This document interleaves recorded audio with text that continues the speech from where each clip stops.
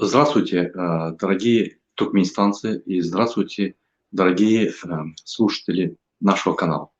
Сегодня я хотел бы поговорить на тему э, проблем наших туркменистанцев, обучающихся в Киевском национальном университете имени,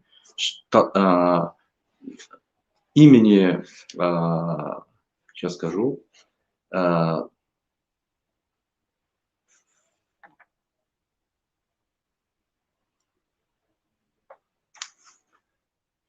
имени Тараса Шевченко, который находится в центре Киева. Я бы хотел в этом своем выступлении переговорить о проблемах наших туркменских студентов не только в этом вузе, но и в других вузах. Потому что все проблемы по Украине наших студентов, они одинаковые. Поэтому для начала своей передачи я хотел бы сердечно поблагодарить всех преподавателей, преподавательского состава этих вузов, наук, в Украине, которые находятся. Я бы хотел администрацию этих вузов за ту оказываемую помощь нашим студентам в вопросах быта, в вопросах социальных проблем, в вопросах организационных проблем. И за ту свою качественную программу, которую вы используете для преподавания и передачи знаний, очень качественных знаний нашим студентам. Как говорят, знание – это сила, а качественное знание – это суперсила. Поэтому я понимаю всю тягость вашего труда и очень надеюсь, что наши студенты, туркменистанцы, получив эти знания, внесут свой вклад в развитие Туркменистана, интеграции в общество Украины и будут развивать культуру Украины в Туркменистане и культуру Туркменистана в Украине. Теперь перейдем к основным проблемам, которые я хотел бы озвучить, да, и чтобы профессорский преподавательский состав, администрация этих вузов знала, какие на самом деле проблемы туркменистанцев, студентов, и как они решаются или не решаются, и предложить несколько решений этих проблем. Итак, у всех туркменистанцев, у многих, которые обучаются, проблема с паспортами Туркменистана. Что это значит? Срок действия паспорта у них заканчивается, с этого момента они становятся нелегалами, и паспорт их не меняется.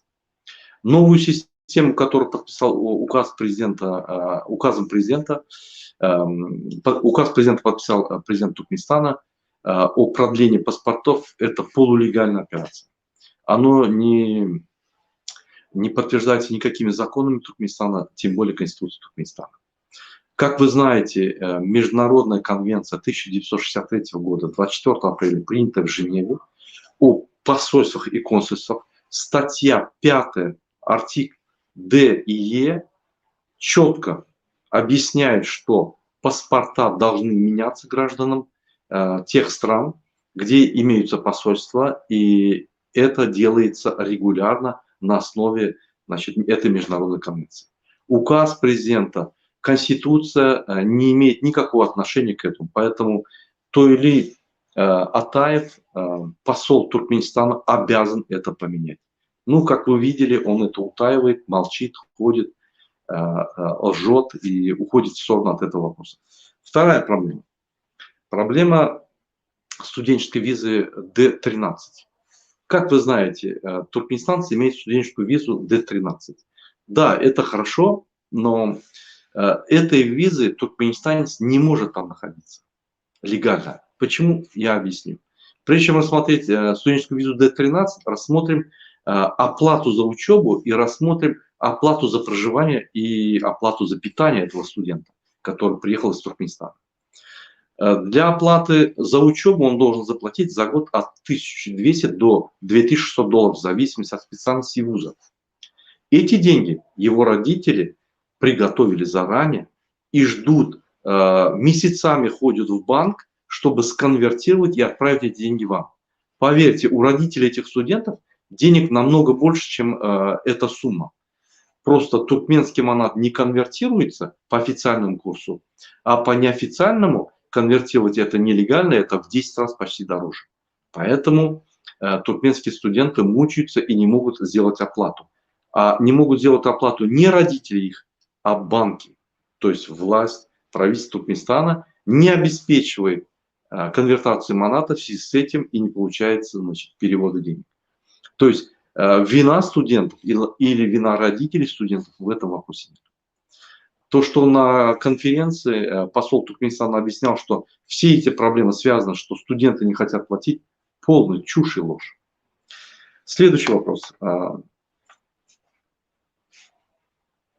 Вернемся к студенческой визе D13.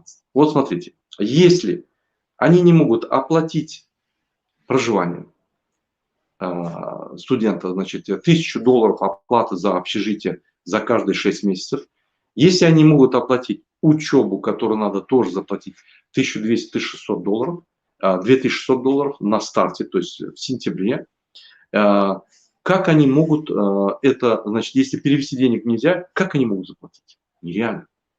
То есть это проблема не одного студента, это проблема 80–90% студентов. Те, у которых есть знакомые в банке, родители на высоких постах, они это могут сделать. Или родственники на высоких постах. Но 90% студентов не могут это делать.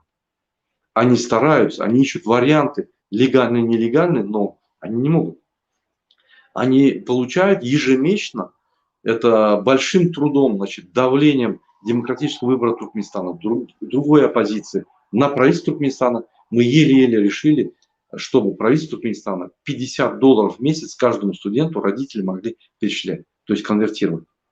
Есть очень большие проблемы по конвертации и отправке денег. Есть очень большие проблемы, когда на карточку деньги поступают, как их снять. Они теряют до $13 с $50. То есть очень много проблем, связанных с переводом денег и с получением. И эта проблема не связана ни с родителями, не связана ни со студентами. Поэтому вот я специально преподавателям состава вузов и администрации вузов объясняю ректорам, что проблемы у студентов не связаны со студентами. Это связано с экономикой Туркменистана, который является банкротом, и с правительством Туркменистана, который не ведет соответствующую политику, экономическую политику для обеспечения этих вот выплат и оплат. И в связи с этим вернемся к студенческой визе номер 13. Студенты сегодня, они работают днем и ночью. Вы говорите о качестве обучения. Если они работают ночью, чтобы себя прокормить, чтобы оплатить студенческое, значит, общежитие, чтобы оплатить свою учебу, потому что ниоткуда денег нет уже. Вы же представляете, уже реально рассуждаете. Если денег нету, он же не будет воровать, продавать наркотики. Он что-то должен делать более-менее легальное, чтобы себя прокормить. Он берет мотоцикл, раздает пиццу, раздает в ресторанах на раздаче, работает на легальных работах, где ему платят копейки. И тем самым он оплачивает учебу. То есть ночью он работает, днем он учится.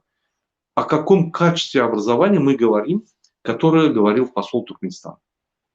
На конференции он запугивал студентов и говорил о качестве образования. Вот если вас очистят, если вы не будете ходить, так вы решите вопросы, связанные с паспортом, это ваша прямая обязанность. И решите вопросы, связанные с перечислением денег.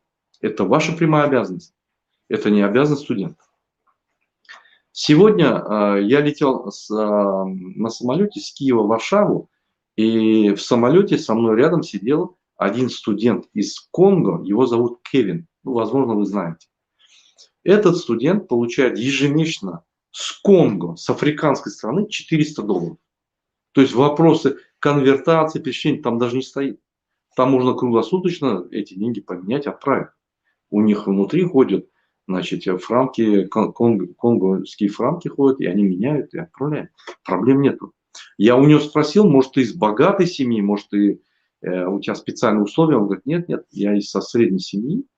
Вот я учусь, и мне отправляют $400. Я у него спросил, вот минимально сколько надо денег, чтобы прожить? Он мне сказал, что мои родители платят $1000 каждые 6 месяцев наперед за общежитие, $1500, $750 платят наперед, и на второе полугодие еще раз платят $750 за учебу, и плюс каждый месяц перечисляют $400. Это хорошо.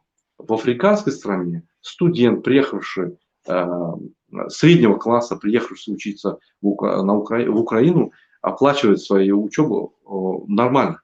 Но мы-то дети богатой страны, наши студенты, дети богатой страны, где правительство заявляет на весь мир, что Туркменистан богатая страна, там куча строек, куча помощи другим государствам, но самим-то помочь не может. Поэтому я обращаюсь к профессору, к преподавательскому составу, к администрации вузов, помочь туркменистанцам поменять эту визу D13 на трудовую визу или к D13 приложить трудовую визу, где им позволяет работать 20 часов в неделю, не больше. Эти 20 часов достаточно, чтобы они заработали на питание и, значит, продолжали учиться в Украине. Потому что другого выхода не будет. Туркменистан не сможет делать конвертацию. У нас 30 лет нету конвертации. Не думайте, что завтра это решится. Это не критика туркменского правительства. Это я поясняю детально ситуацию, которую очень тщательно скрывал посол Туркменистана на конференции, где я находился и где я выступал. Поэтому, уважаемые ректора, уважаемые проректоры, с пониманием относитесь к студентам Туркменистана.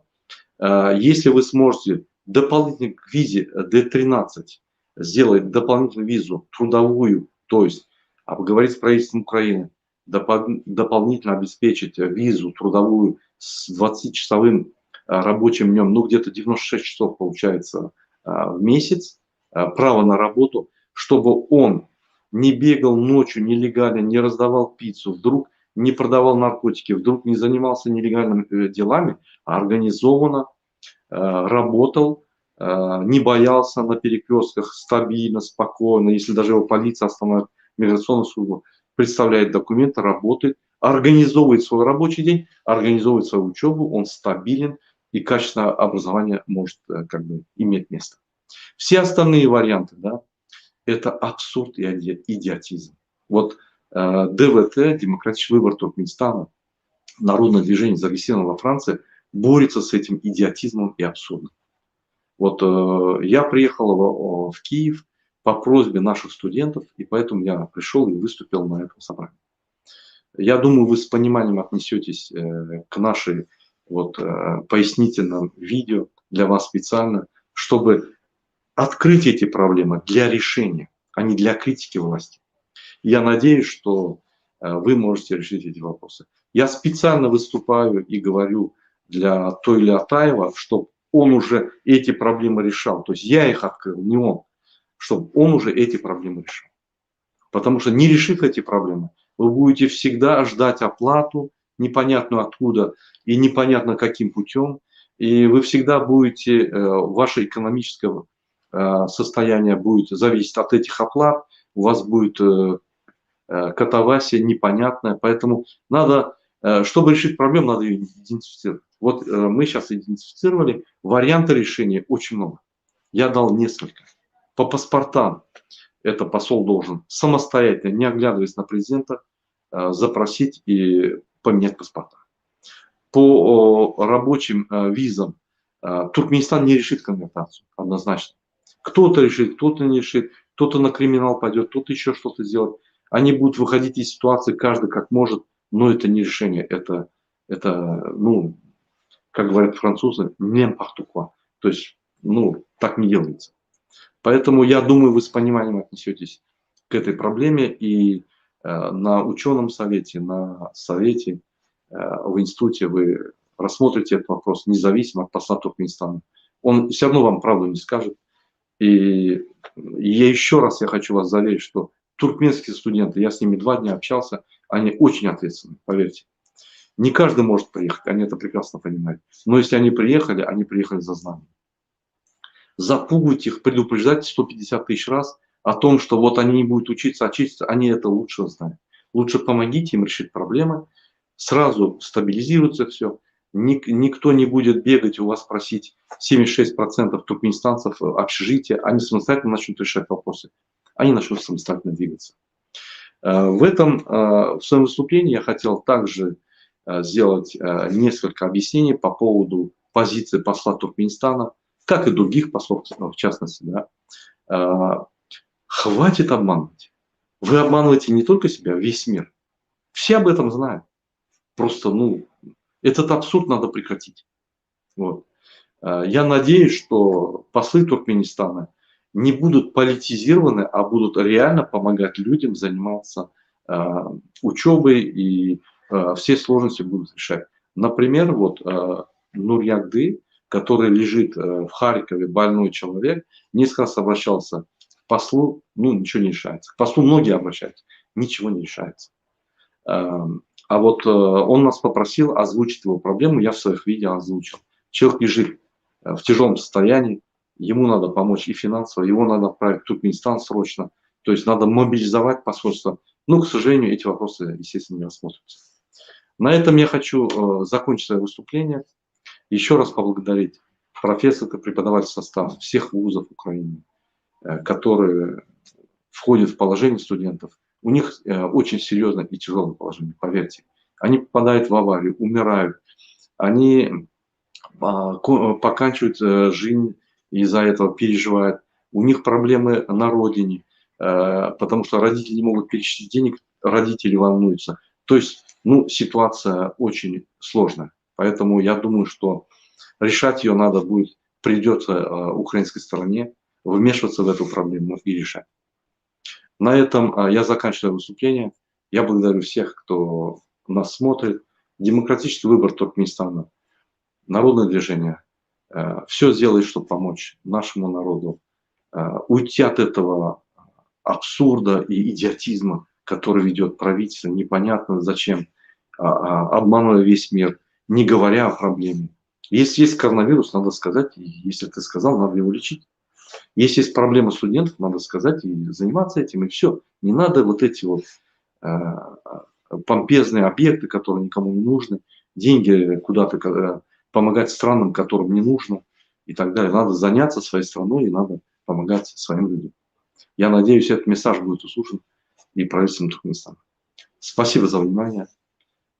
Вам всех благ.